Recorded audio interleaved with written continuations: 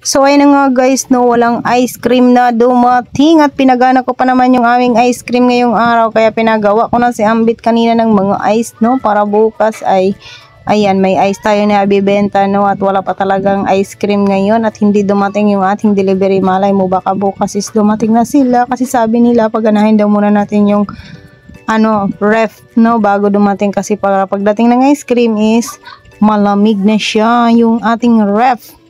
Tapos yung mga soft drinks naman natin ngayon, ayan, mabentang mabenta at konti na lang din yung ating mga soft drinks at saka yung ice water namin. Ayan, yung ating soft drinks. Update tayo sa ating soft drinks, no? So, ayan, si Injay yun. Masakit talaga yung puso, no? At nagduyan-duyan at nakatulog talaga ako kanina guys ng mahimbing, no? At natanggal yung sakit ng aking puson. So, ayan, ngayon, kagigising ko lang at hindi ako nakasama pag singil-singil doon sa Paranas at sila yung aking pinasingil, no?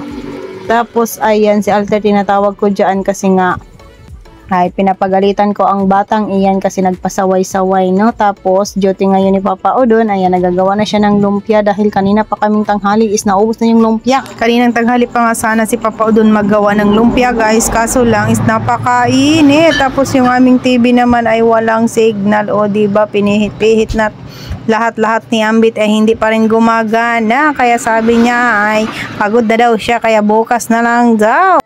Tapos ayan, dito na kami ni Alter sa sala guys. Ayan, love niya daw si mama kahit pinapagalitan siya. O diba, ganyan yung anak ko kahit napagalitan kanina. Ayan, naglalambing-lambing na siya guys. Alam niyo ba kung anong ginawa niya? Yung lagay ng chocolate na car ay binuksan niya guys. Tapos pinaglaro-laruan naman yan, no, yung kaya pinapagalitan ko yan siya. At gabi na siya umuwi dito sa bahay namin.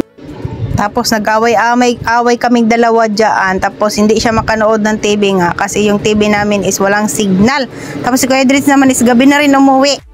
Tapos ayan, nagtakbo-takbo na lang si Alter, no, dahil walang TV ngayon at inaano talaga nila yung sa likod ng bahay namin, yung antena ba. So hanggang dito lang, babu!